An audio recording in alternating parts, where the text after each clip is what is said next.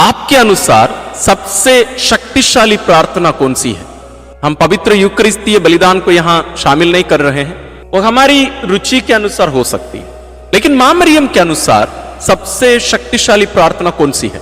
आइए हम एक छोटी सी घटना के द्वारा हम इस बात को समझने की कोशिश करेंगे। आज ये घटना हुई थी संत डोमिनिक के समय, यानी जो संत पवित्र रोसरी विंदी के प्रेरित माने जाते हैं, the apostle of the Holi Rossari, उनके समय में घटित ये घटना है और उनसे संबंधित ये घटना ऐसे घटित हुई। एक दिन संत डोमिनिक रोम में, जहां संत पिता रहते हैं, वहां एक चर्च में, एक गिरजाघर में पाप स्वीकार सुन रहे थे, यानी मेल मिलाप संस्कार वहां चल रहा था। वहां एक महिला आई थी पाप स्वीकार के लिए, तो अपने पापों को बहुत अच्छा से बताई, सब कुछ बता दी, और उसके प्रायश्चित के लिए, जैसे हम जानते हैं अंत में, मेल मिलाप संस्कार के अंत में हमें प्रायश्चित के लिए कोई ना कोई कार्य करने के लिए हमें बताया जाता है। उसी प्रकार संत डोमिनिक उस महिला से कहे कि आप हर दिन पवित्र रोसरी विंदी करना, लेकिन वो स्वीकार नहीं कर रही थी। वो बोली नहीं, मैं वो नहीं करूंगी। लेकिन वह एक सूची दी। सूची किस चीज की? जो धर्म कार्य या प्रार्थना या परोपकार कार्य या प्रायश्चित कार्य जो वो कर रही थी, वो इस प्रकार है। वास्तव में हम कल्पना नहीं कर सकते उसके कार्यों की।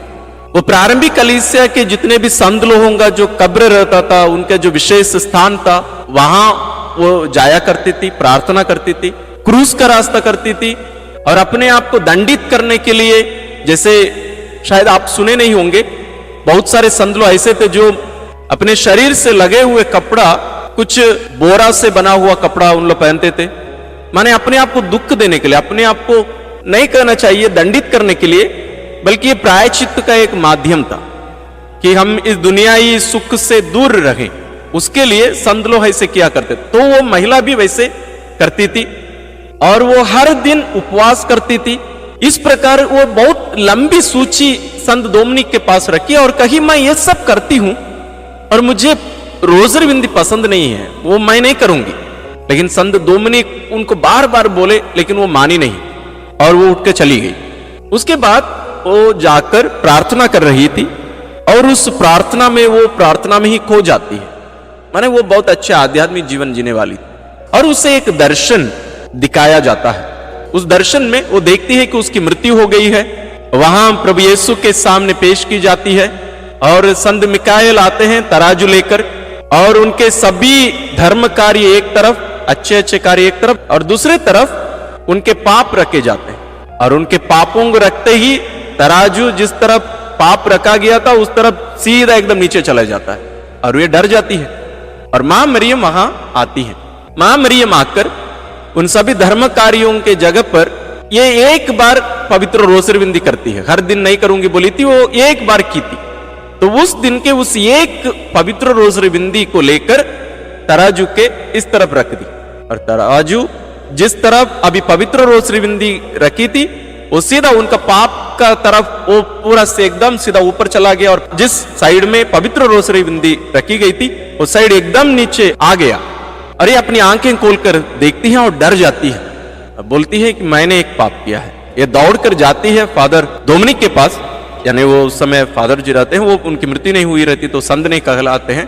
तो उनके चरणों में जाकर गिर पड़ती है और कहती है, फादर जी मुझे माफ करिए, मैंने पाप किया है, मैंने आपकी बातों को मानने से इनकार की।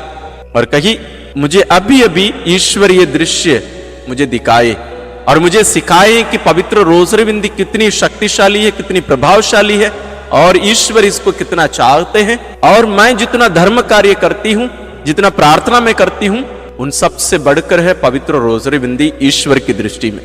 और कही कि फादर जी जैसे आपने कहा, मैं हर दिन अपने जीवन में पवित्र रोसरी विंदी करूंगी।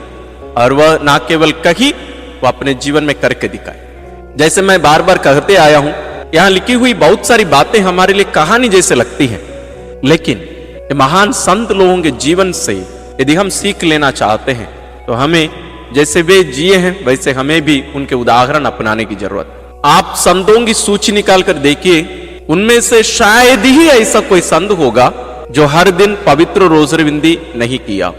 तो हम भी आइए अपने जीवन में पवित्र रोसरी विंदी को जैसे संत लोग अपने जीवन में महत्व दिया करते थे, जैसे मां मरियम उस महिला को दर्शन में दिखाई, वैसे हम भी अपने जीवन में पवित्र रोसरी बिंदी को प्रथम स्थान दें और इसको हर दिन हम विश्वास के साथ भक्तिपूर्ण प्रेम से भरकर हम इस रोसरी बिंदी को करके हम ईश्वरीय अनुग्रह का अनुभव हम अपने जीवन में करने की प्रार्थना मांगते हुए रोसरी बिंदी हम करें।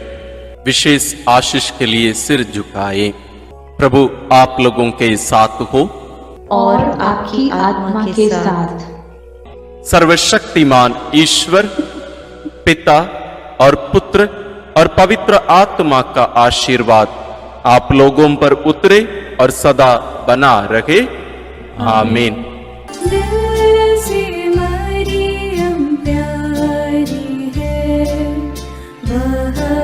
हमारी माँ